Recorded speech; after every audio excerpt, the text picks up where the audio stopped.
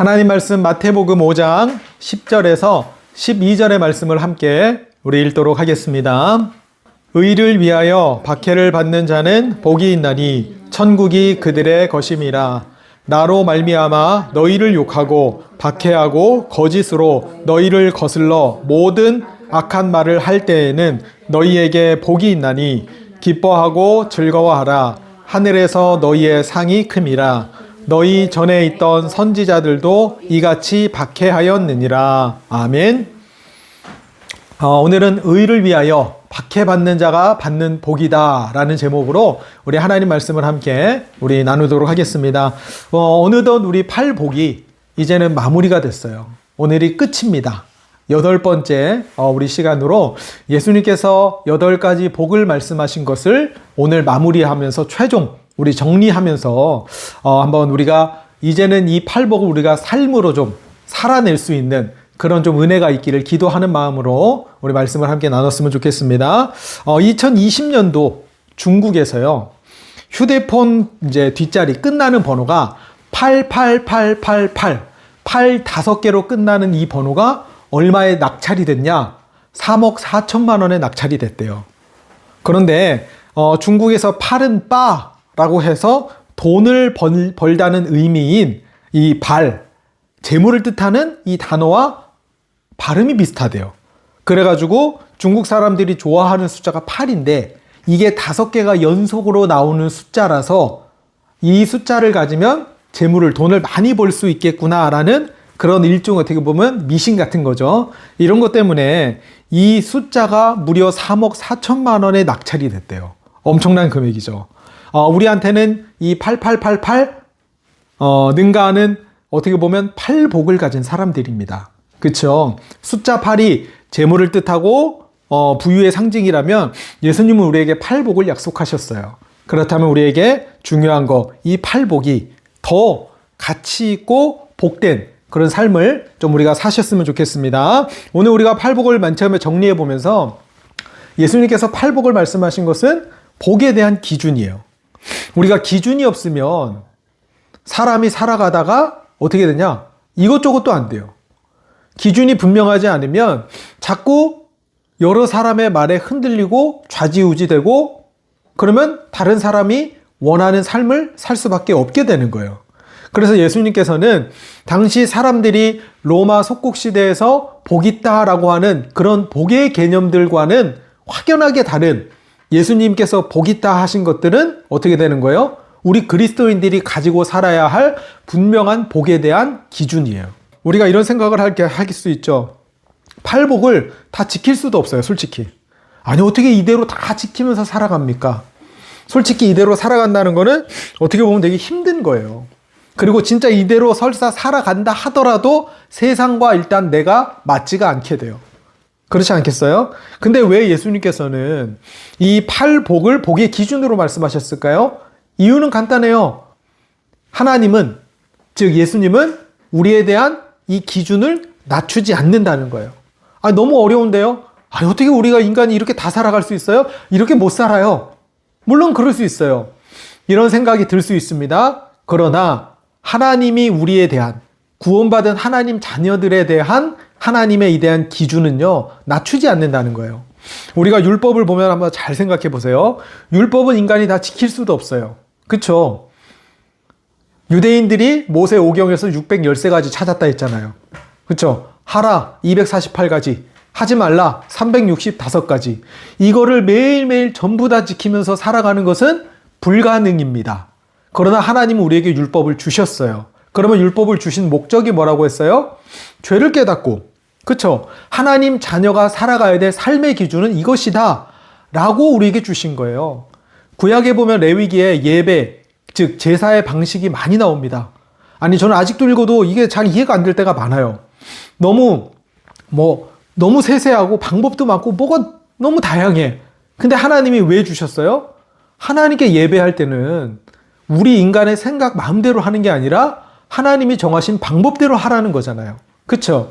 하나님을 만나러 올 때는 내 방법, 내 생각 기준이 아니라 하나님이 정해놓은 방법과 기준대로 예배하러 오라고 주신 거잖아요. 마찬가지입니다. 율법을 주신 목적도 그거예요. 내가 거룩하니 너희도 거룩한 삶을 살라고 주신 기준으로 우리에게 주신 거예요.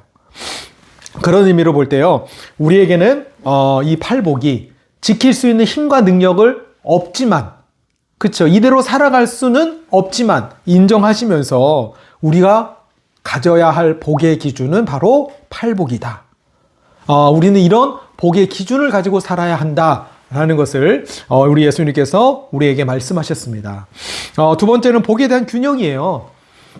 성경은 육신적인 복도 가치 없다고 말씀하지 않습니다. 그쵸? 당연히 우리가 살아가면서 육신적인 복도 받아야 돼요. 그쵸? 세상에서 말하는 그 복도 우리가 받으면서 살아가야 돼요. 왜요? 우리는 세상을 살아가는 사람이기 때문에. 우리는 세상을 속에서 살아가잖아요. 근데 살아가다 보면 필요한 게 있잖아요. 우리는 세상적인 복도 받아야 됩니다. 돈도 많이 벌고 건강해야 되고 사람들과의 관계 속에서도 원만한 관계를 맺고요. 다 필요한 것들이에요. 그러나 성경에서는 세상적인 복을, 육신적인 복을 영적인 복보다 앞세우지 않는다는 사실이에요. 그래서 팔복은 복의 균형을 말씀하세요. 우리 지난 8주 동안 이제 쭉 이어왔는데 혹시 팔복 다 기억하십니까? 다 못하시죠? 그게 정상이에요. 그래서 저도 어제 솔직히 정리해봤어요. 저는 그래도 설교를 하고 준비했으니까 어느 정도 머리에 기억 속에 있기는 한데 어떤 것들이 있냐? 1번부터 4번까지는 첫 번째가 심령이 가난한 자, 두 번째가 애통하는 자, 세 번째가 온유한 자, 그리고 네 번째가 의에 줄이고 목마른 자. 자, 1번부터 4번까지는 하나님과의 관계라고 했어요. 그쵸? 하나님과의 관계 속에서 오는 내적이고 영적인 복이라고 한다면 5번에서 8번까지 5번은 무슨 복이에요? 긍휼히 여기는 자, 그리고 마음이 청결한 자, 그리고 화평케 하는 자, 오늘 우리가 살펴볼 의를 위하여 박해를 받는 자. 5번부터 이 8번의 복은 어떤 복이냐면 사람과의 관계 속에서 외적인 거고 이거는 열매로서 오는 복이라고 했어요. 그럼 한번 보세요. 예수님께서 말씀하신 복도 1번부터 4번까지는 하나님과의 관계 속에서, 그쵸? 5번부터 8번까지는 사람과의 관계 속에서 예수님께서 말씀하신 복도 균형이 잘 잡혀 있어요. 우리는 그 어떤 것도 먼저 앞세우면 안 돼요. 나는 크리스천이니까, 나는 기독교인이니까 나는 세상적 복은 필요 없어. 그거는 잘못 신앙생활 하는 거예요. 세상적인 복도 필요합니다. 그쵸? 우리가. 그러나 영적인 복과 균형이 맞아야 돼요. 왜요? 성경이 영적인 복을 더 앞세우기 때문에 그렇습니다. 영적인 복을 받은 사람이 세상적인 복도 많이 받아야 돼요. 그러나 영적인 복을 받지 못한 사람이 세상적인 복만 너무 많이 받다 보면은 많은 어려움들이 오게 되는 겁니다. 그래서 팔복은 복에 대한 균형을 말씀하세요. 우리 위더스 교회 모든 교인들은 한쪽으로 치우친 복만이 아니라, 그쵸? 균형이 잘 잡힌 그런 복을 받는 하나님의 자녀들이 되시기를 바라겠습니다. 그리고 세 번째는 복에 대한 가치예요. 우선순위라고 하죠. 우리가 더 좋은 것이 있어서요, 덜 중요한 것을 버릴 수 있다면요, 그게 얼마나 가치 있는 거겠어요? 성경에서 보면 예수님께서 천국의 비유를 말씀하실 때 밭에 감추어진 보화로 설명을 하셨습니다. 우리가 세상에서는요, 이 밭의 가치를 어떻게 평가해요?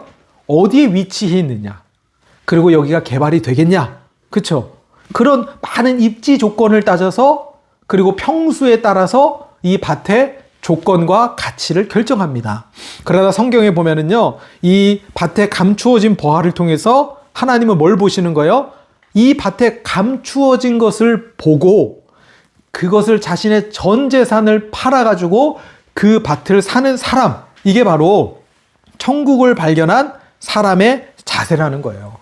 우리 세상 사람들이 볼 때는요, 팔복은 전혀 가치 없는 거예요. 우리 예수 믿지 않고 신앙생활하지 않는 사람들이 팔복을 볼 때는요, 야, 이게 무슨 복이야? 에이, 이게 뭔 복이야? 그죠? 복은 돈 많이 벌고 성공하고 남들이 부러워할 만한 많은 것을 가진 것이 복이지, 와요, 예수님 말씀하신 이 팔복, 나에겐 전혀 복을 안 느껴져. 이게 정상일 수 있습니다. 세상 사람들에게는. 그러나 오늘 예수님께서는요, 이 팔복은 세상 사람들이 가져야 할 기준이 아니에요.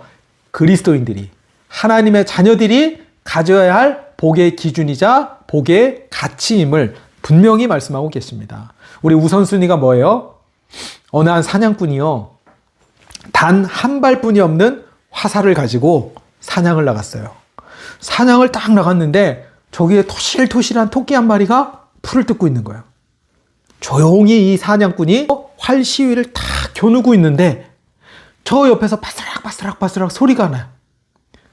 활 시위는 토끼에게 그대로 두고 눈을 들어 싹 보니까 뿔이 엄청 큰, 더 큰 사슴 한 마리가 저기 있는 거예요. 그러면 이 한 발뿐이 없는 이 화살을 가지고 사냥꾼이 어떻게 해야 돼요? 토끼만 잡아야 돼요, 계속? 난 저 토끼만 잡을 거야. 나 오늘 토끼 만두 해 먹고 내가 오늘 토끼 고기 해 먹을 거야. 끝까지 고집 피우면서 토끼를 잡아야 돼요? 아니죠. 한 발뿐이 없는 이 화살을, 활 시위를 어디로 당겨야 돼요? 사슴으로 옮겨가는 거예요. 그쵸? 요게 우선순위예요. 더 중요한 것을 위해서 덜 중요한 것은 포기할 수 있는 것. 이걸 보고 우선순위라고 합니다. 세상적인 복이 가치 없다는 게 아니에요. 예수님이 말씀하신 거는 세상적인 복도 중요하지만 더 중요한 복이 있다는 거예요. 그래서 우리는 한 발뿐인 이 화살을 어디다 당겨야 되는 거예요? 예수님께서 말씀하신 복으로 당기는 거예요. 더 중요한 것을 위해서 덜 중요한 것은 포기하는 것. 이걸 보고 우선순위라고 합니다. 우리 삶에 복에 대한 가치, 복에 대한 우선순위가 있어요. 우리 위더스 교회 교인들은 세상적인 복도 많이 받으시기 바랍니다. 돈도 많이 벌고 건강하고 사회적으로도 성공하고, 그러나 영적인 복, 예수님의 말씀하신 이 팔복의 삶을 살아내는 그러한 은혜, 또 이 팔복의 삶을 살아내심으로 빛과 소금의 사명을 감당하는 그런 은혜가 있기를 주님의 이름으로 축복합니다. 자, 그럼 우리 두 번째로 오늘 우리가 정리하면서 의에 대해서 한번 봐야 되겠죠. 우리 오늘 성경의 말씀에 보니까 뭐라고 말씀해요? 의를 위하여 박해를 받는 자가 복이 있대요. 자, 의. 여기서 예수님이 말씀하신, 그러면 의가 어떤 의미를 가지고 있는지를 먼저 우리가 살펴봐야 되겠죠. 우리가 중요한 건요, 박해받는다는 것을 좋아하는 사람이 없어요. 그렇죠? 아니, 핍박받고 박해받는 거 좋아하는 사람이 누구 있어요? 그거는 다 싫어합니다. 그런데 박해를 받을 줄 알면서도 우리가 그 자리에 의를 위해서 적극적으로 뛰어드는 거, 이게 참 복이 있다는 거겠죠. 그래서 오늘 예수님 말씀하신 이 의라는 건요, 원어적 의미로 좀 살펴봐야 돼요. 이 의라는 것은 성경이 쓰인 언어, 헬라어로 디카이오 시네라는 단어예요.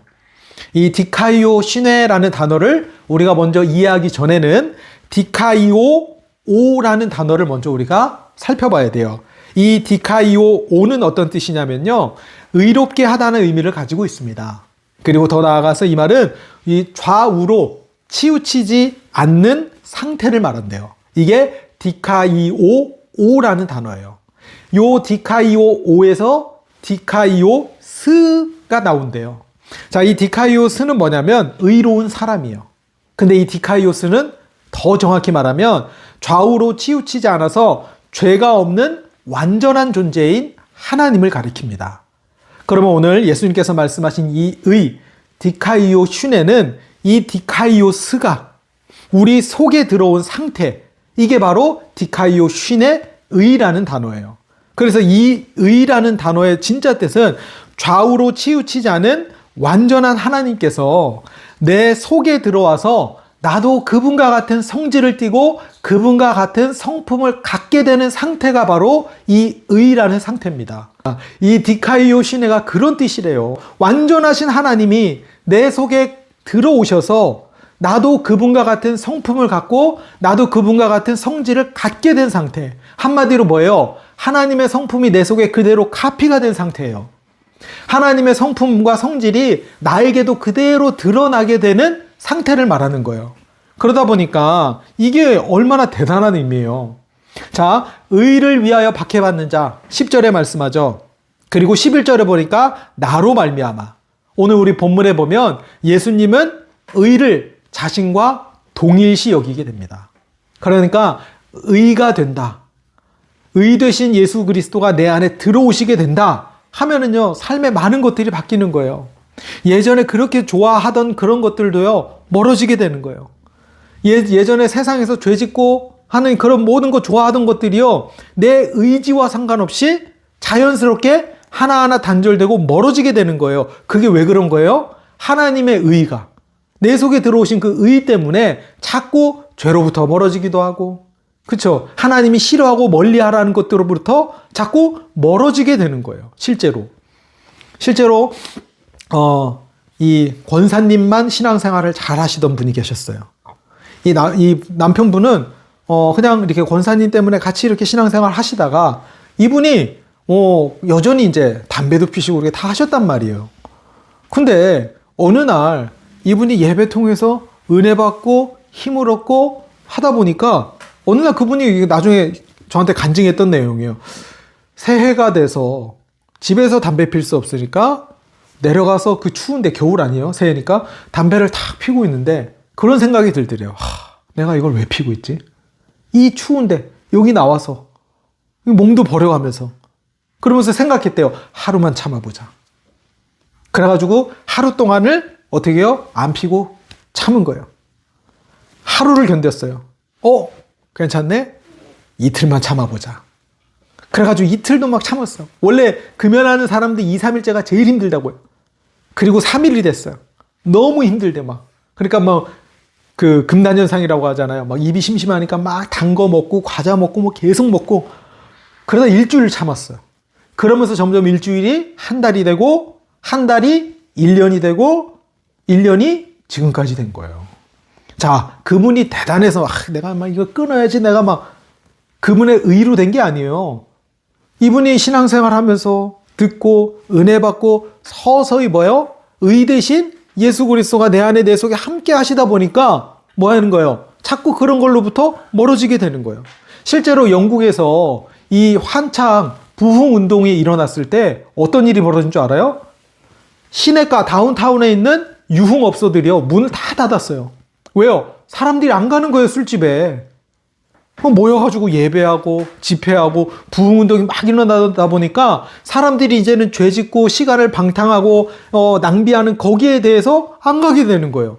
그 사람들이 이런 의지로 됐을까요? 아니죠. 그 속에 역사하시는 의로 말미암아 의 대신 예수 그리스도가 함께 하시다 보니까 점점 거기서부터 단절하고 끊을 수 있는 뭐가 생긴 거예요? 힘이 생긴 거예요. 그리고 당시에 영국의 산업혁명이 많이 일어났잖아요. 그 공장 노동자들이 집에 몰래 훔쳐갔던 그 고물들 뭐 그런 거 있잖아요. 회사 비품들. 그게요, 부흥운동이 일어나면서 다시 회사로 다시 다 돌아왔대요. 얼마나 많이 가져갔는지 몰래. 이게 우리 의지와 노력으로 되는 게 아닙니다. 의 대신 주님께서 우리 속에 함께 하시면 그분의 성품과 그분의 성질이 우리 속에 그대로 복사가 되는 거예요. 내 의지로 살아가는 게 아니에요. 내 안에 계신 성령께서 자꾸 멀어지게 하는 거예요. 죄로부터, 그렇죠? 나쁜 걸로부터, 그로부터 멀어지게. 이게 우리 속에 의 대신 하나님께서 우리 속에 거하실 때 나타나는 외적인 증거이자 열매라는 겁니다. 자, 그러면 오늘 예수님께서 의 때문에 박해받는 자 말씀하셨죠. 당시에 예수님의 제자들뿐만 아니라 많은 사람들이 박해를 받았어요. 왜 박해받았어요? 당시에 예수 믿는 사람들은 가정 파괴범이라는 인식이 있었어요. 실제로 베드로를 비롯한 일부 제자들은요, 가정과 생업을 다 뒤로 밀어놓고 예수님을 따라갔어요. 그러니까 사람들이 볼 땐 뭐예요? 저 정신 나간 놈들 저거. 가정을 멀리하고 자녀를 키우고 자식 키우고 부모를 봉양해야지 저렇게 예수만 졸졸 쫄아다니고 저게 되겠냐? 사람들의 인식이 안 좋았어요. 그리고 이들은 예수님이 승천하신 이후에 은밀한 모임을 가졌어요. 어떤 모임이요? 가정을 등한시하고 은밀히 모여요. 사람들이 볼 때는. 당시에는 안식일에만 예배를 드렸잖아요. 근데 사도행전 5장 42절에 보니까 초대교회 성도들은 날마다 모였어요. 날마다 집에 있든지 성전에 있든지 예수는 그리스도라고 가르치기와 전도하기를 쉬지 않은 거예요. 당시 유대인들이 보면 이 사람들 이상한 사람들이에요. 아니 안식일에만 모여서 예배 드리면 되는데 왜 맨날 모여? 그것도 마가의 다락방에서. 그러다가 핍박이 시작되니까 마가의 다락방에서 집으로, 가정교회로. 가정교회도 핍박이 들어가니까 이제는 지하도시 카타콤이라는 곳으로 땅굴을 파서, 굴을 파서 거기서 살아가면서 예배를 드리는 거예요. 사람들이 오해할 만하죠. 저 지독한 놈들. 응? 그리고 성만찬에 대한 오해도 있었어요. 우리 성찬식 해봤죠? 그쵸? 포도주와 빵, 예수님의 살과 피로 해서 우리가 직접 먹고 마시는 우리 성만찬 해봤잖아요. 근데 당시에 이 예수 믿는 사람들은 진짜 사람의 피와 진짜 사람의 살을 먹는다는 식인종이라는 오해들도 있었어요. 그러니까 이들은 박해를 받았던 거예요. 또 뿐만 아니라 우리가 지난주에 살펴봤던 황제 우상화 있죠. 지난주에 얘기했었죠. 연초가 되면은 로마 황제 신상 앞에서 절해야 되는 거예요. 그러면서 뭐하냐? 황제, 로마 신상, 줄리어스 시저가 나의 주인이십니다 라고 절을 해야 돼요. 그러면 당시 로마 정부에서 뭘 줬냐면 리벨루스라는 증명서를 줬어요. 이 리벨루스가 뭐냐면 종교 활동 허가서 같은 거예요. 로마 황제 신상 앞에서 한번 절하고 그 증서를 받으면 자기가 원하는 어떤 신이든 믿을 수가 있고 섬길 수가 있었어요. 근데 기독교인들은 로마 황제 신상 앞에 절했어요? 안 했어요?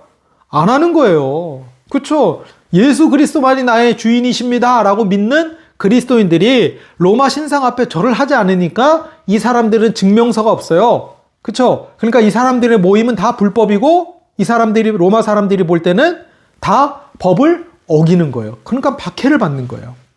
우리에게도 마찬가지입니다. 실제로 지금은 막 사람을 막 죽이고 핍박하고 이런 식으로 우리를 핍박하지 않아요. 이런 식으로 박해하지 않아요. 요즘은 사단이요, 이런 뻔한 전략을 쓰지 않습니다. 예전엔 예수 믿는 자들, 그쵸, 로마 시대 때는 사자밥 되게 하고 불태워 죽이고, 심지어 예수 믿는 자들 불태워 죽이는 그 불 밑 속에서 로마 황제는 거기서 바비큐 파티도 했대요. 근데 지금은 예수 믿는다고 죽여요, 안 죽여요? 안 죽이죠. 예수 믿는다고 그거 안 죽여요. 요 마귀가 전략을 바꿨어요, 이제는. 그렇죠? 아무리 핍박해도 예수 믿는 자는 막을 수 없구나. 요 마귀는 어떻게 했어요? 이제 전략을 애매모호하게 바꿨어요. 어떤 것이 선이고 어떤 것이 악인지, 어떤 것이 세속적인 거, 어떤 것이 성경적인 것인지를 요 회색지대처럼 흐릿하게 만들어놨어요. 애매모호하고 그리고 흐지부지하게 싹 바꿔놨어요. 그러니까 예수 믿고 교회 다닌다는 사람들도 어떻게 되는 거예요? 세상적인 복의 기준을 그대로 가지고 교회에 나와서 신앙생활하고 늘 기도하는 게 뭐예요? 세상적인 복 달라고 기도해요. 거기서 끝인 거예요. 이제는 우리 그리스도인들이 가져야 할 복에 대한 기준, 성경적인 기준, 이런 것들이 전부 세상적인 것과는 다 섞여서 혼동이 돼가지고 뭐가 된 거예요? 흐지부지하게 된 거예요. 흐지부지. 저는 이게 마귀의 최고의 전략 같아요. 핍박 안 합니다. 그쵸? 흐지부지하게, 야, 이것도 가져. 저것도 가져. 그쵸? 야, 세상적인 거 얼마나 좋은 건데. 그것만을 위해서 살고, 그것만을 위해서 기도하고, 그것만을 위해서 우리 인생을 살아가도록 자꾸 속인다는 거예요. 그래서 우리는 분별해야 돼요. 팔복을 통해서 진짜 이 시대를 살아가는 우리에게 복이 어떤 건지, 복에 대한 분명한 기준, 복에 대한 분명한 가치가 분명하게 회복되는 은혜가 있으시기 바랍니다. 그러면 마지막 세 번째로요, 박해는 분별해야 돼요. 자, 본인의 실수와 잘못 때문에 오는 박해가 있어요. 그쵸? 그거는 회개하고 갱신해야 됩니다. 아니, 모든 신앙생활하면서 오는 박해를, 야, 내가 진짜 믿음 생활하면서 잘 믿어서 나에게 이런 박해가 오는구나, 그러면 안 돼요. 신앙생활하다가 오는 박해들이 있어.